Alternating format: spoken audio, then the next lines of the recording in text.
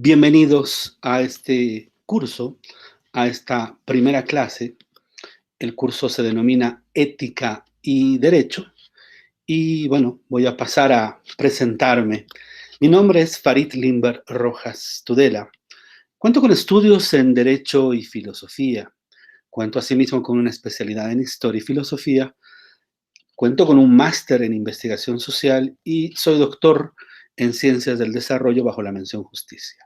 Actualmente curso un segundo doctorado internacional de investigación en Derecho Comparado en la Universidad Luigi Vanvitelli de Caserta, Italia. He sido y soy investigador del proceso constituyente boliviano y en la Facultad de Derecho y Ciencias Políticas de la Universidad Mayor de San Andrés soy docente titular de la materia de Teoría General del Derecho y Pluralismo Jurídico. Bueno, pues conmigo vamos a revisar la Ética Eudemia de Aristóteles. Vamos a revisar la Ética Eudemia desde la edición publicada por la editorial Alianza. Es muy importante, pero muy importante fijar el tipo de libro, el libro, la edición que vamos a revisar. En este caso vamos a revisar la traducción de Carlos Mejino Rodríguez, quien adicionalmente hace una introducción, un pequeño estudio introductorio en el libro, y en el desarrollo del texto va añadiendo una serie de notas que nos permiten comprender y vincular en sí la obra de Aristóteles con otras obras de suma importancia, como es la ética a Nicómaco, como también lo es la política de Aristóteles y otras obras en las cuales por lo menos Aristóteles va desarrollando y va complejizando un poco más el pensamiento moral, el pensamiento ético que va a desarrollar. Bueno, insisto en este punto, es muy importante que ustedes trabajen con la editorial Alianza, trabajen con la traducción de Carlos Mejino Rodríguez. ¿Por qué? Porque es a partir de esta edición que se desarrollará el examen del curso prefacultativo, es a partir de este libro de la editorial Alianza, de esta edición, que yo voy a desarrollar mi curso sobre la ética eudemia, en consecuencia, para que podamos estar sintonizados con el mismo texto, con el mismo lenguaje, les pido de que trabajen con la traducción de Carlos Mejino Rodríguez. Adicionalmente de que ustedes saben que el texto de Aristóteles fue escrito originalmente en griego y en consecuencia la traducción es sumamente importante para poder comprender mejor podríamos decir, un texto.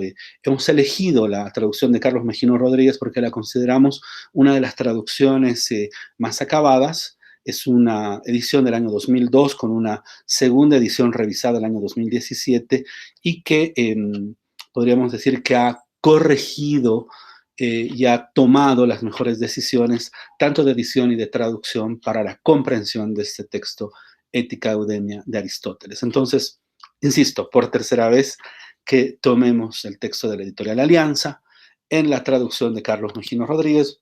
En pantalla ustedes tienen justamente la tapa del libro Ética Eudemia de Aristóteles de la editorial Alianza. Muy bien, empecemos. ¿Por qué una materia de ética y derecho?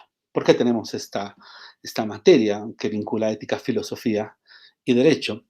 Bueno, esto porque el derecho es un conjunto de normas dotadas de coerción, institucionalizadas, que buscan o que pretenden resolver conflictos y alcanzar la justicia. Entonces, la idea de la justicia está presente en el derecho. El sustrato del derecho, es decir, lo que está abajo, lo que le da un conjunto de bases, es el pensamiento ético. Si muy bien durante el siglo XIX y principios del siglo XX, la teoría general del derecho trató de separar el derecho de la moral, después de la Segunda Guerra Mundial, y en particular después de la mitad del siglo XX, la teoría general del derecho ha vuelto una vez más a considerar la relación del derecho y de la moral, la relación del derecho y de este sustrato ético. Si hablamos que el derecho es un conjunto de normas dotado de coerción que busca realizar la justicia, la idea de la justicia la podemos encontrar en sí en la reflexión ética. Y la reflexión ética ha sido desarrollada por la filosofía.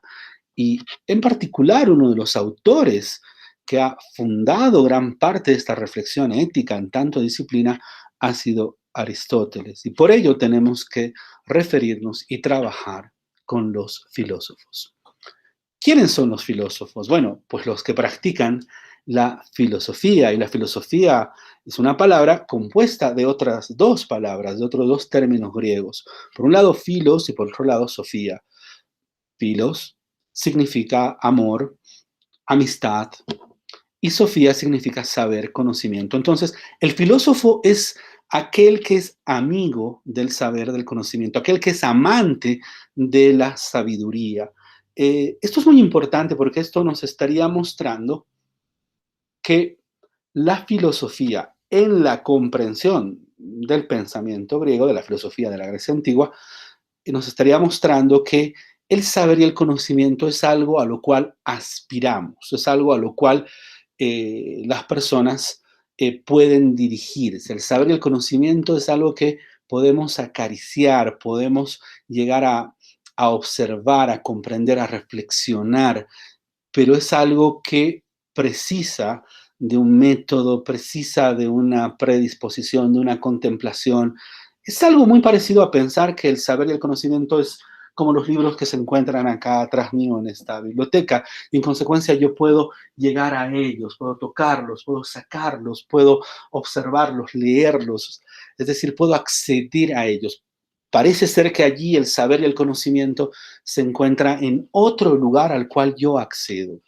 Esta fue básicamente la comprensión de la filosofía desde la Grecia antigua hasta más o menos el siglo XIX.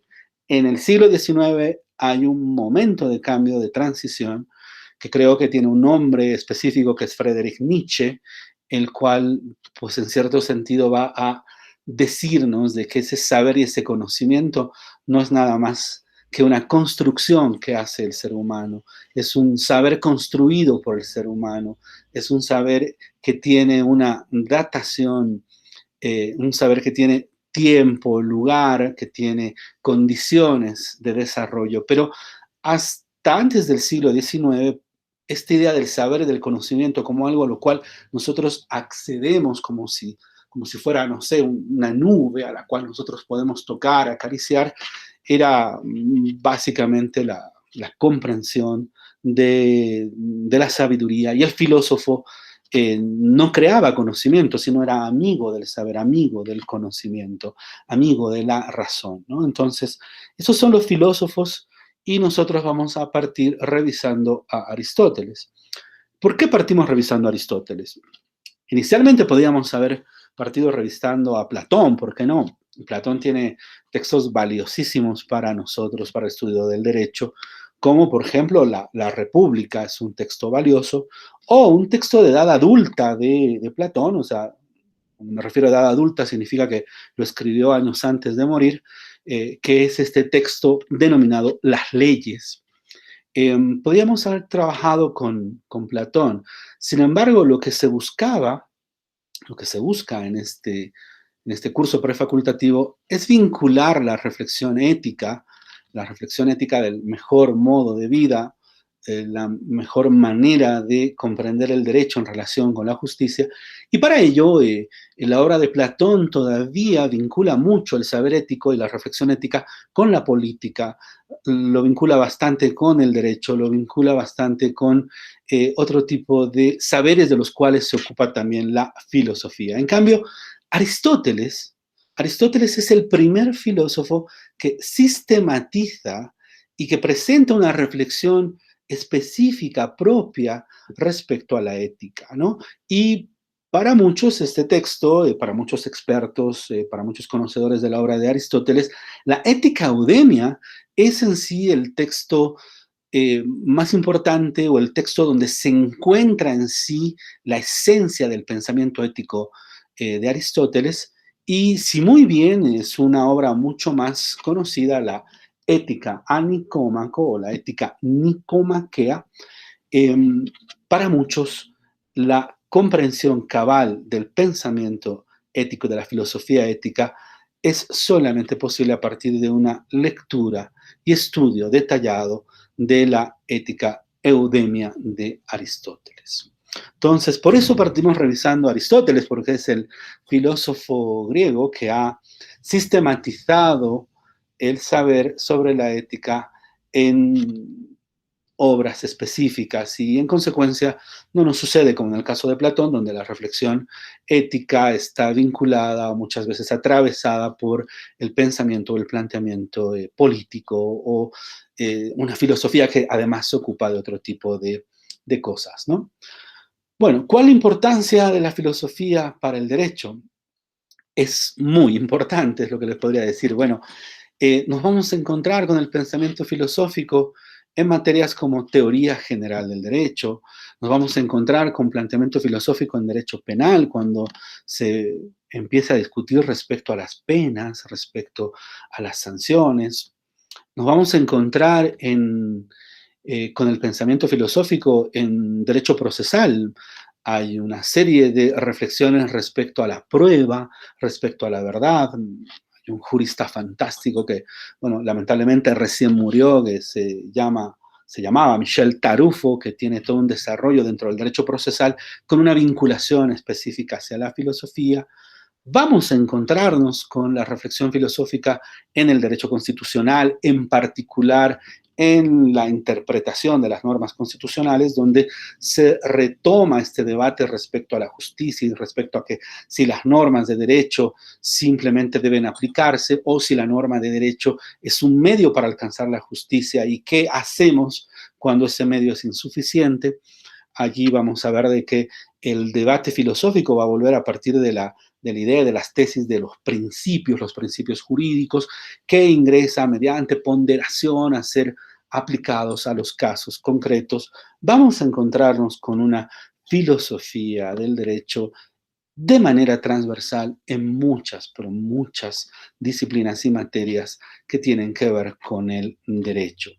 Adicionalmente, se van a encontrar con un sustrato filosófico cuando decidan, si es que deciden hacer tesis, cuando decidan discutir y dialogar sobre el método del derecho, ¿no? La idea de la dogmática jurídica, el método jurídico, la idea de la ciencia del derecho. Bueno, todo ello se vincula en sí a una filosofía del derecho. Entonces, la importancia de la filosofía para el derecho es, es transversal, o sea, es decir, la filosofía atraviesa esta disciplina, como también la filosofía podría atravesar disciplinas como la ciencia política, la sociología, la antropología. Es decir, la filosofía es un saber, creo yo, muy, pero muy valioso, puesto que hace preguntas que las mismas disciplinas por sí mismas no podrían responder, precisan del auxilio de la filosofía. Bueno, algo más a añadir en esta presentación. Aristóteles nos da la pauta para problematizar el positivismo, una corriente de pensamiento dentro del derecho, y el naturalismo, podríamos decir la corriente antagónica al positivismo. Bueno, esto de seguro lo van a ver en el desarrollo de su carrera, pero bueno, algunas palabras. El positivismo considera que el derecho es un conjunto de normas autoritativas, o sea, es decir, que han sido sancionadas, promulgadas por una autoridad competente y en consecuencia la norma se aplica porque es la norma, o sea, la ley se aplica porque es la ley. Y en consecuencia la consideración respecto a que si la ley alcanza o no alcanza la justicia no es per se para el positivismo un tema jurídico. En cambio, el naturalismo nos diría, sí, el derecho es un conjunto de normas autoritativas, sí, sí, lo son, pero no solo eso. El derecho busca la justicia y en ese sentido, una norma de derecho, una norma jurídica, es norma de derecho si alcanza la justicia, si no alcanza la justicia, si una norma de derecho es infinitamente injusta, pues para el naturalismo no es derecho. Entonces, eh, allí tenemos una discusión entre estas dos escuelas, la del positivismo y la del naturalismo, y vamos a ver que el pensamiento de Aristóteles, en particular lo que vamos a revisar en la ética eudemia, y en uno de los capítulos de la Ética Nicómaco de Aristóteles, el pensamiento de Aristóteles, en cierto sentido, ya problematizaba esta, esta dicotomía entre positivismo y naturalismo, al punto que, por ejemplo, un jurista español contemporáneo, Manuel Atienza, considera a Aristóteles uno de los precursores del pensamiento post-positivista, o sea, de un pensamiento que pretende partir del positivismo, pero pretende ir más allá del positivismo en búsqueda de formas, mecanismos para que en casos concretos se pueda llegar a la solución del conflicto y se pueda dar la justicia, ¿no?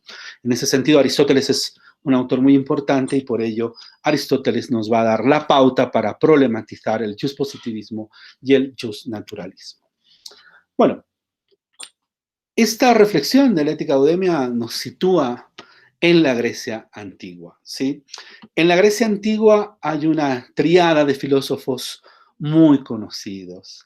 Me refiero a Sócrates, Platón y obviamente a Aristóteles, ¿no? A quien le vamos a dedicar en sí la reflexión completa de estas clases.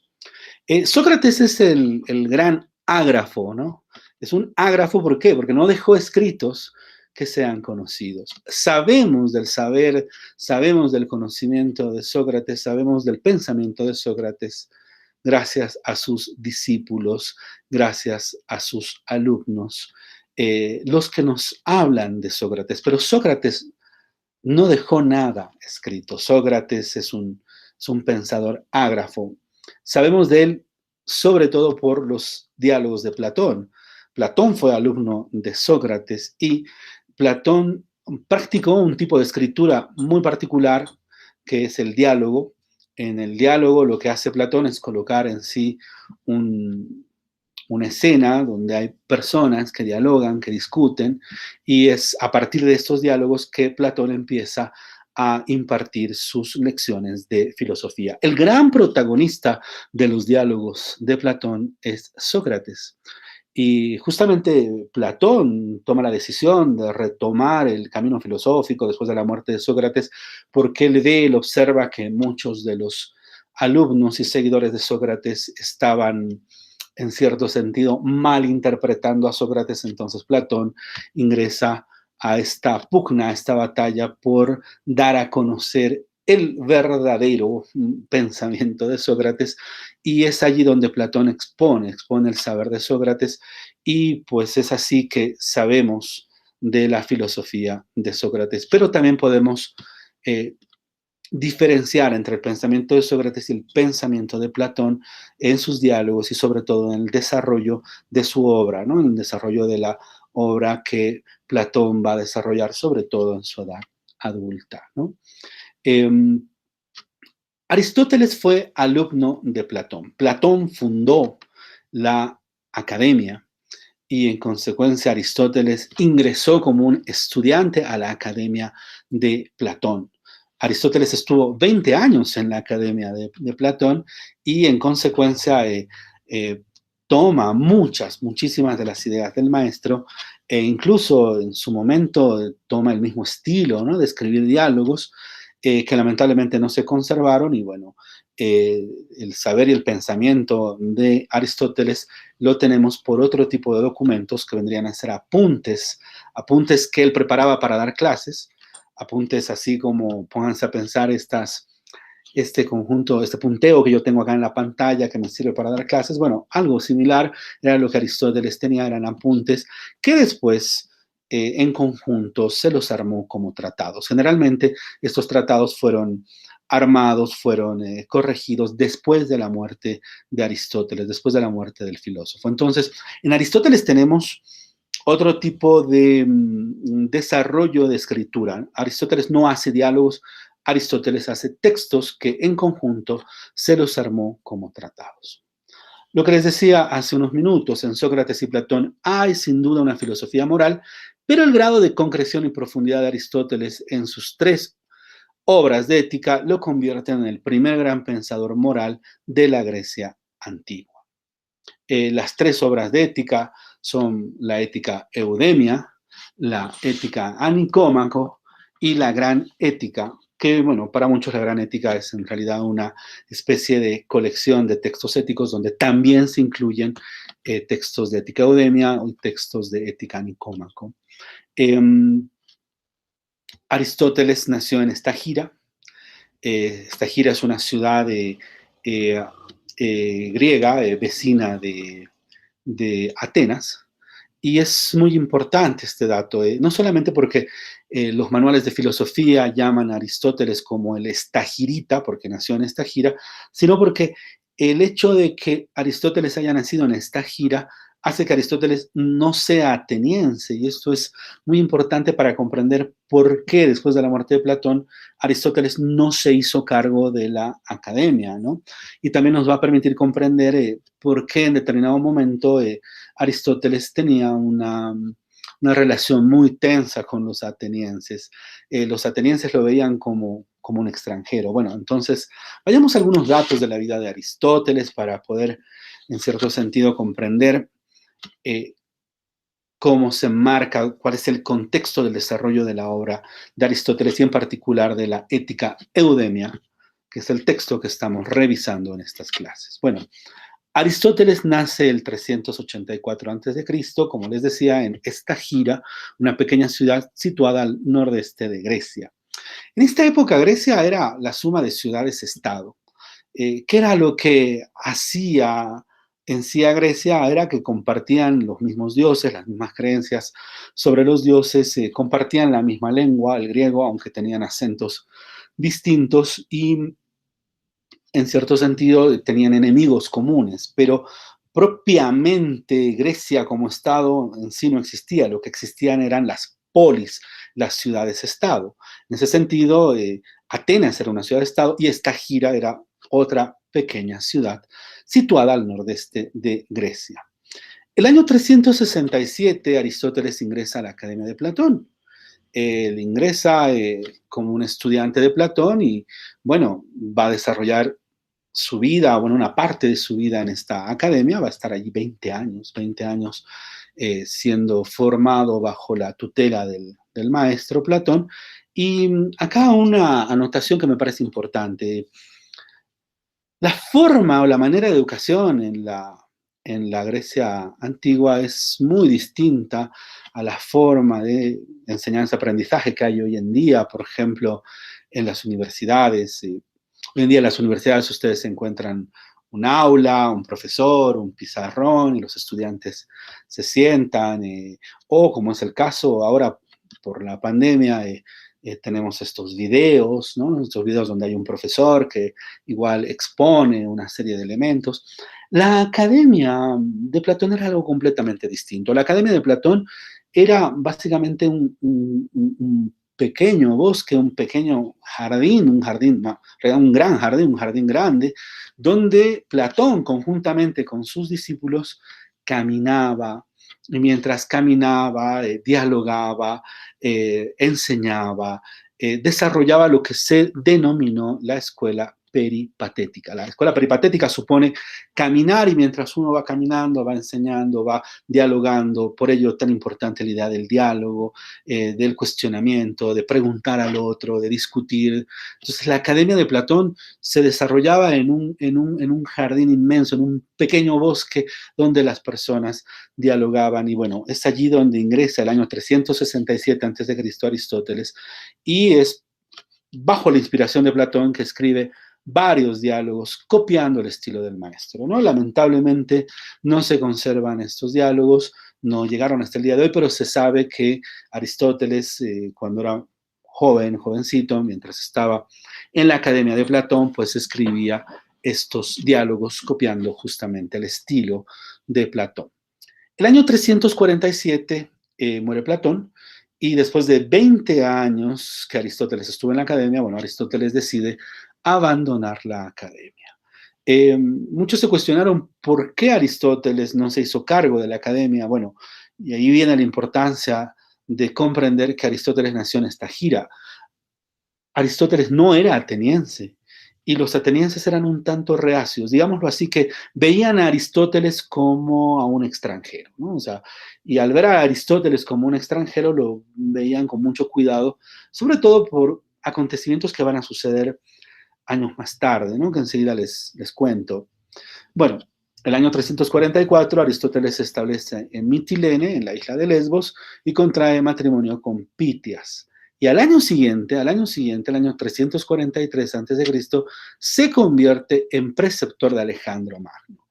Esto es muy importante. ¿Por qué? Porque Alejandro Magno es el primer gobernante que intenta construir un imperio. El imperio de Alejandro Magno fue el primer imperio de la antigüedad, el primer intento de imperio que trató de generar un dominio, podríamos decir, en las distintas ciudades-estado. Y el hecho de que Aristóteles se convierta en el preceptor de Alejandro Magno, bueno, pues generó una serie de desconfianza respecto a la figura de Aristóteles. Y bueno, Aristóteles allí cumplía en parte el sueño de Platón, el sueño de poder educar a un gobernante, ¿no? Hacer de el gobernante un gobernante filósofo. Y Aristóteles se vuelve el maestro, el preceptor de Alejandro Magno, quien después va a desarrollar esta empresa imperial. El año 335 a.C., Aristóteles regresa a Atenas y en Atenas, en vez de hacerse cargo de la academia, funda el Liceo. Funda su propia academia, podríamos decir, su propia entidad de enseñanza. El Liceo era algo muy similar a la academia, un pequeño espacio, una especie de bosque, en el cual Aristóteles daba clases también siguiendo la enseñanza peripatética de caminar, dialogar, y en consecuencia, mientras caminaba y mientras dialogaba, enseñaba, ¿no? De esta etapa, de la etapa del Liceo, es donde se registran las obras más conocidas de Aristóteles. Aristóteles no escribía pensando en publicar las obras, sino escribía como apuntes para sus clases, para los diálogos que él tenía en el liceo. En consecuencia, lo que tenemos son una serie de apuntes y es en esta etapa en la cual pues, se encuentran sus obras más conocidas, entre ellas la Ética Eudemia, que nos toca revisar justamente en este curso. Bueno, el 323 a.C. muere Alejandro Magno y Aristóteles huye de Atenas. Eso significa de que Aristóteles desarrollaba sus actividades en Atenas, fundó el liceo, porque en cierto sentido tenía el resguardo de Alejandro Magno. Alejandro Magno trató de impulsar este primer momento de imperio en la antigüedad, y en consecuencia de la muerte de Alejandro Magno, los atenienses desconfiaban mucho de Aristóteles. Aristóteles no quería ser un nuevo Sócrates. No se olviden que Sócrates fue juzgado y condenado a la muerte por los atenienses, porque los atenienses tenían la idea fijada de que Sócrates había traicionado a los mismos atenienses y había corrompido a la juventud, etcétera, con sus enseñanzas. Aristóteles temía en parte que esto vuelva a suceder y en consecuencia él huye de Atenas y se instala en la ciudad de Calcis, en la isla de Eubea. La ciudad de Calcis es la ciudad natal de su madre y es en esta ciudad en la que Aristóteles, el año 322 a.C., muere, ¿no? A la muerte de Aristóteles, pues obviamente los discípulos de Aristóteles, los alumnos de Aristóteles van a quedarse con sus textos, con su reflexión, con sus enseñanzas, y serán estos discípulos los que se encargarán de transmitir estos escritos hasta nuestros días. O sea, es decir, no habría la filosofía de Aristóteles si no habrían estudiosos de Aristóteles, no habrían alumnos de Aristóteles que conservaron los textos. Hoy en día es muy difícil saber cuál era el aspecto que tenían los pensadores griegos antiguos y en realidad los personajes de la Grecia antigua.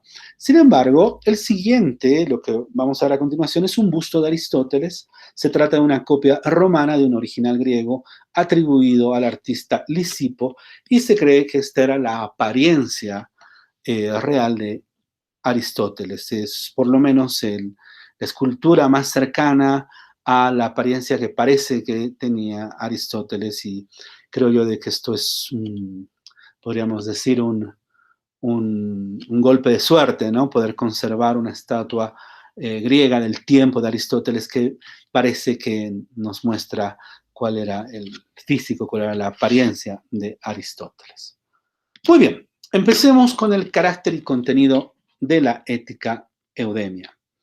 Les decía que hay 3 obras importantes de ética atribuidas a Platón. La primera es la Ética Eudemia, que es la que vamos a revisar. La segunda es la Ética a Nicómaco o Ética Nicomaquea, que es muy importante. Ya vamos a ver, hay una relación entre la Ética Eudemia y la Ética Nicomaquea. Y el tercer gran texto de ética es la Gran Ética. Las tres obras tratan de la filosofía del carácter y del comportamiento humano.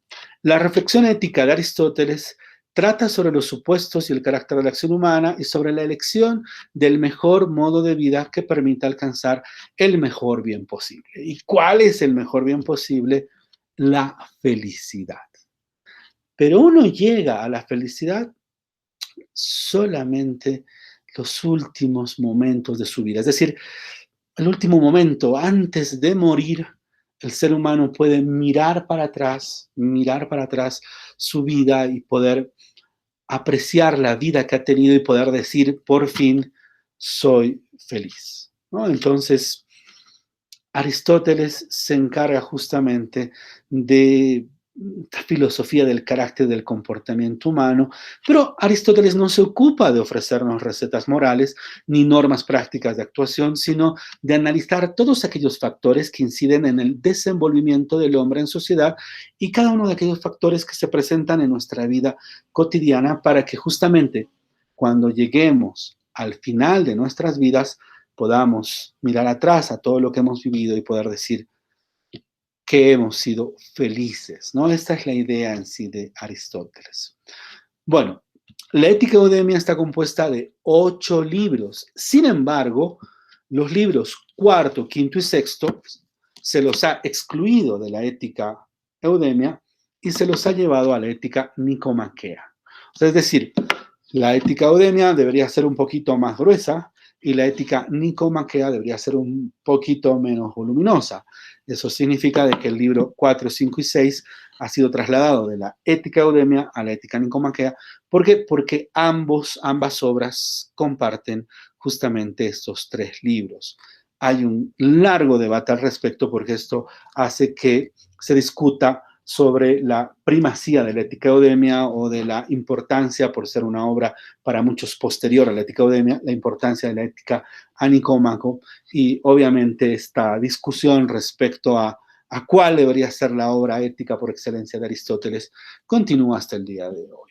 Vamos a ver de que la importancia de la Ética Eudemia es trascendental para comprender la Ética Nicómaco y en estas clases vamos a revisar la Ética Eudemia, pero vamos a tener referencias constantes, en particular respecto del libro cuarto de la Ética a Nicómaco, de la Ética Nicomaquea. ¿Por qué?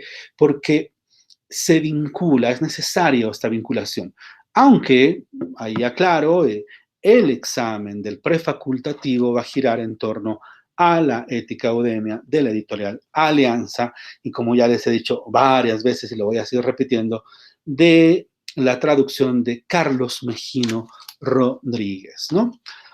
Bueno, ¿dónde se encuentra la Ética Eudemia en el marco de los tratados aristotélicos? Veamos eso un poco. Los escritos de Aristóteles son en su mayor parte resultado de las notas de clase que el filósofo tomaba para apoyar su enseñanza, ¿no? Es decir, anotaba y tomaba una serie de notas que le servía después a él para dar sus enseñanzas en el liceo.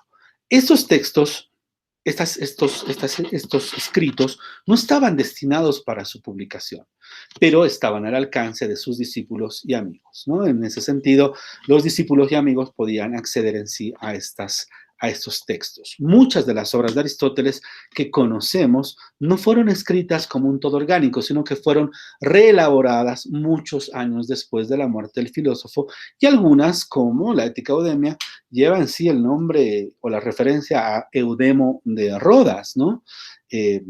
desde la antigüedad, esta ética, la ética eudemia, se vinculó con Eudemo de Rodas, amigo y discípulo de Aristóteles, quien pudo tener que ver con la redacción final de la obra, o sea, quien pudo no solamente reunirla, sino que adicionalmente pudo haber intervenido en ella, pero no hay un acuerdo entre los especialistas acerca de los libros comunes que tiene con otra ética que fue reunida por otro de los discípulos, en realidad por el hijo de Aristóteles, que fue Nicómaco, ¿no? Nicómaco fue el que reunió una serie de textos, por ello hay libros en común entre la ética eudemia y la ética Nicómaco. En ese sentido, las obras que conocemos de Aristóteles fueron en sí reelaboradas, reunidas justamente por estos discípulos, amigos, alumnos, en este caso por el hijo, ¿no?, de Aristóteles, que logró compilar la reflexión ética en ética nicomaquea, pero también ahí tenemos a Eudemo de Rodas, que también hace una compilación de las clases y lecciones de ética. Los textos que poseemos son lo que ha sobrevivido, son los que han sobrevivido de una larga tradición de copias. Justamente el estudio introductorio que realiza nuestro traductor, es decir, Carlos Mejino Rodríguez, este estudio introductorio nos da cuenta de los avatares de la transmisión y es de lo que nos vamos a ocupar brevemente. A ver, a la muerte de Aristóteles, pues parece que Aristóteles heredó una parte de sus escritos a Estrabón. Estrabón era uno de los alumnos de Aristóteles y Estrabón pues heredó también estos textos y estas obras de Aristóteles a Neleo. Este último, Neleo, llevó los escritos a la Escepsis y una gran parte fue cedida a la Biblioteca de Alejandría. Lamentablemente la Biblioteca de Alejandría fue consumida por el fuego, pero se tiene justamente un índice de las obras que habían en esta biblioteca de la antigüedad.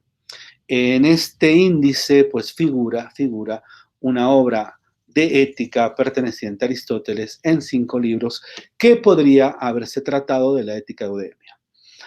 Por suerte, Neleo realizó copias de estos libros y una copia de los libros se la vendió a Apelicón.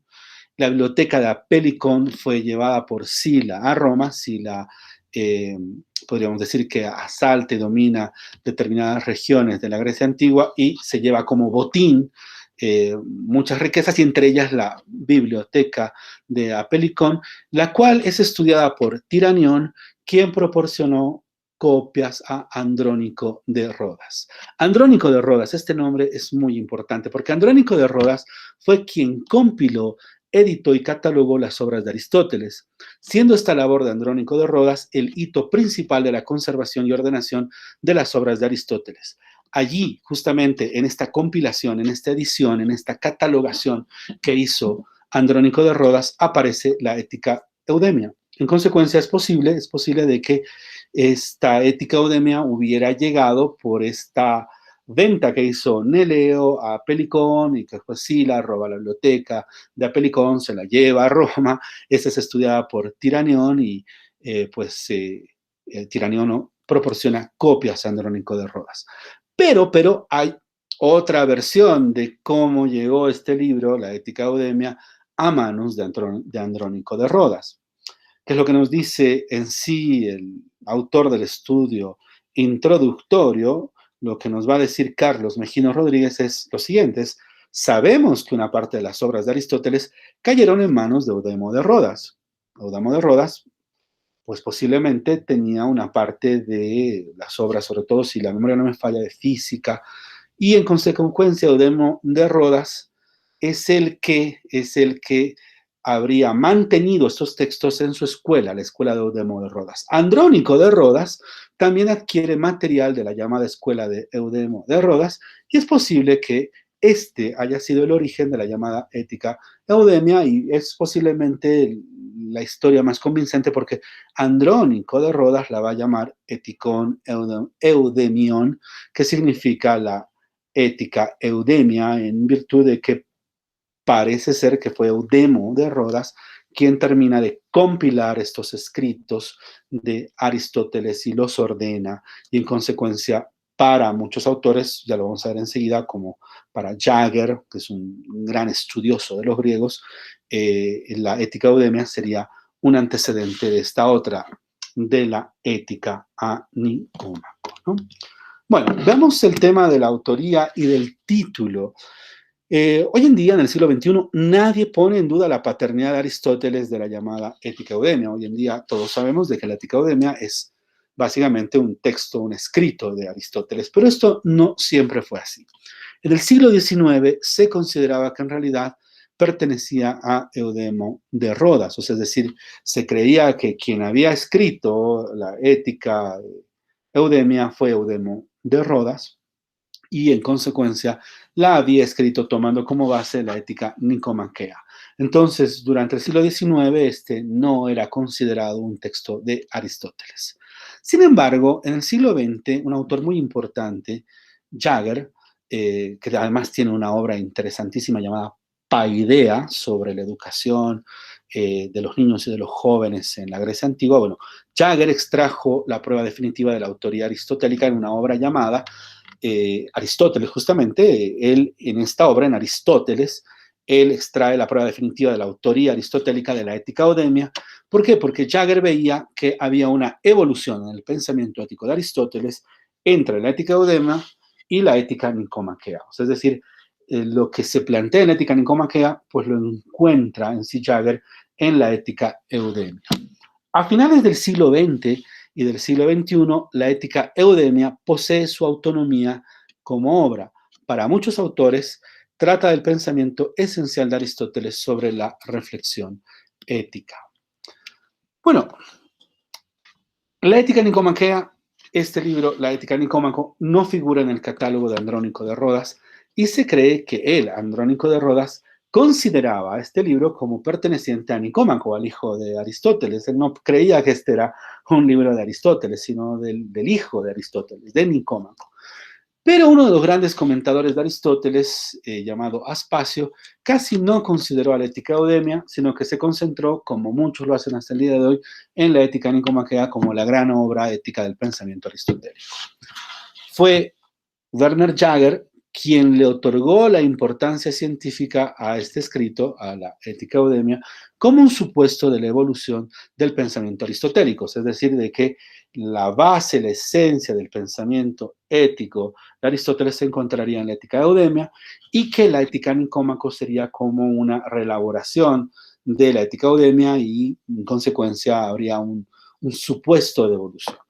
Bueno, esto no lo comparten todos los especialistas de Aristóteles. Hay otros autores como Mansion que considera de que la ética nicomaquea, esta de acá, era solo una reelaboración que hizo Aristóteles de qué? De la ética eudemia. O sea, no había una evolución.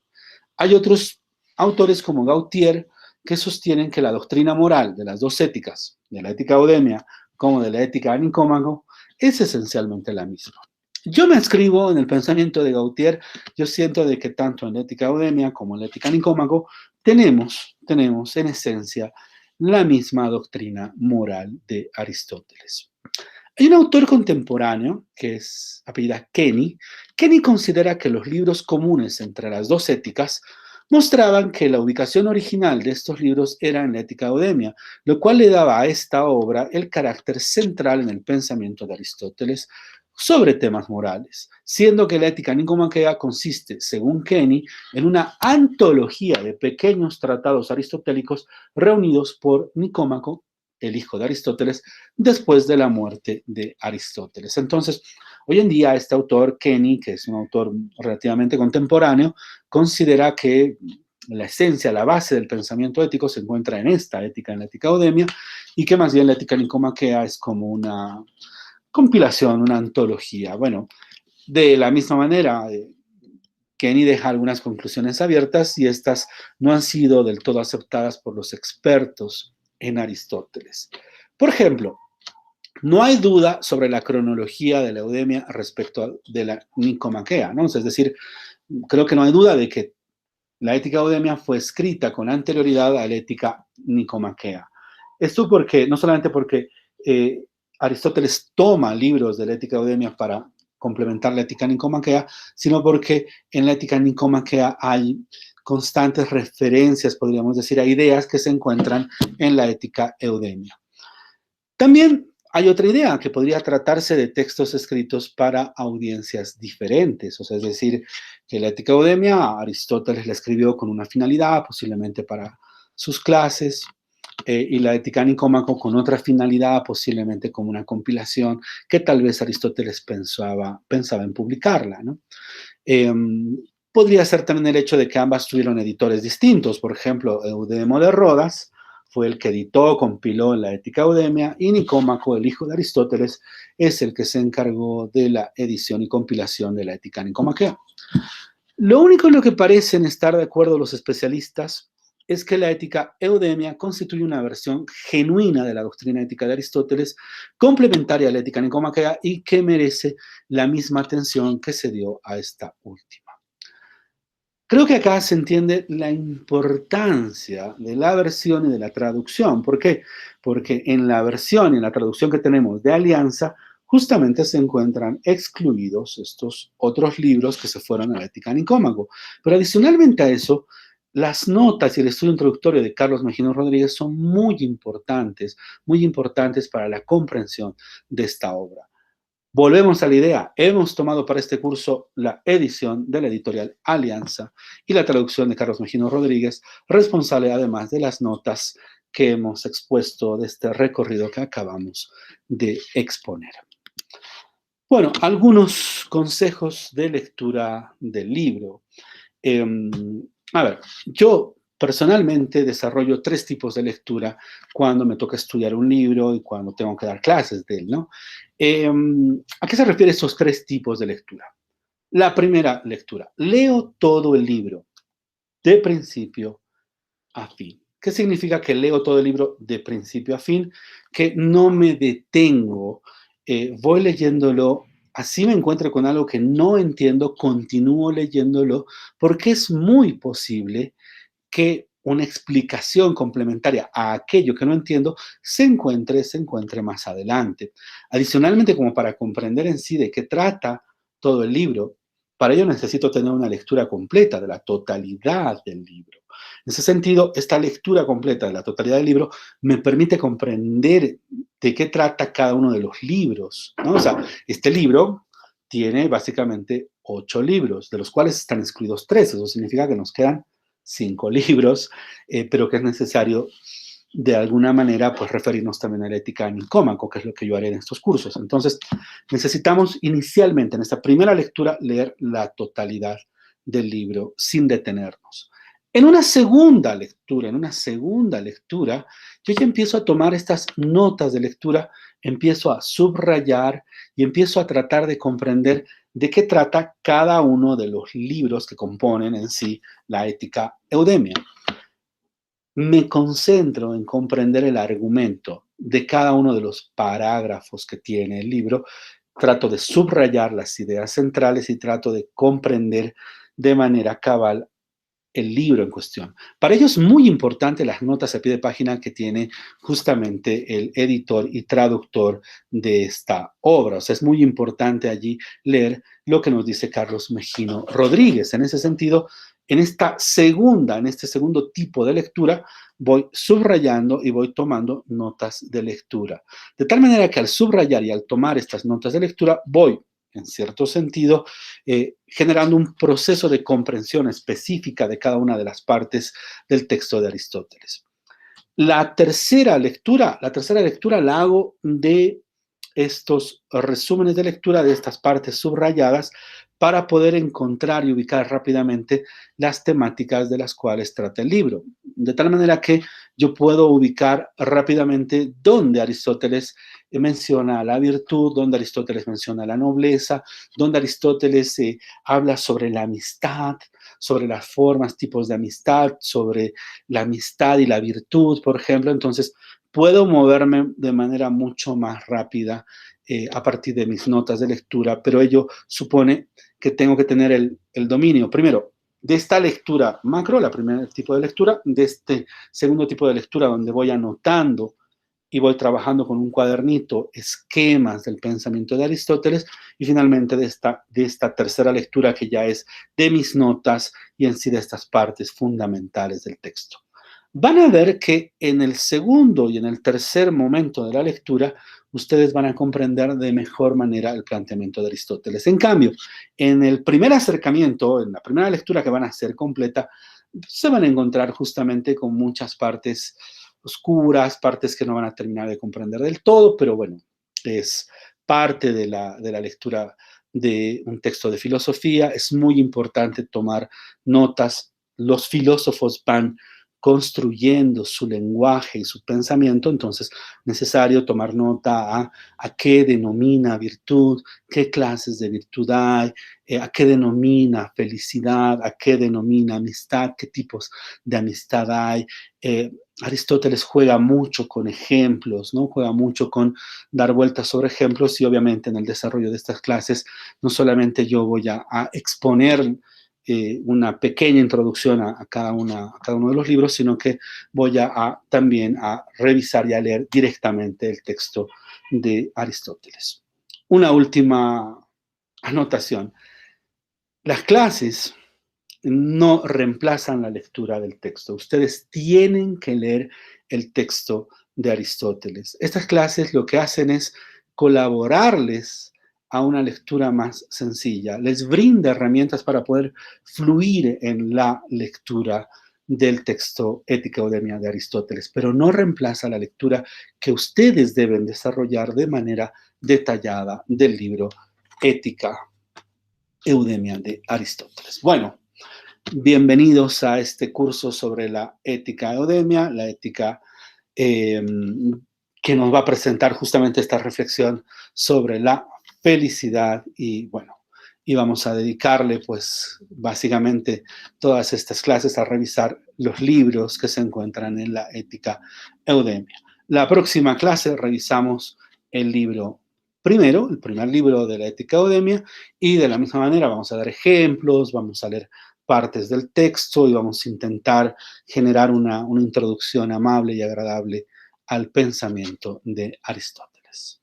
Muchísimas gracias y pues vamos a continuar y a empezar de esta manera.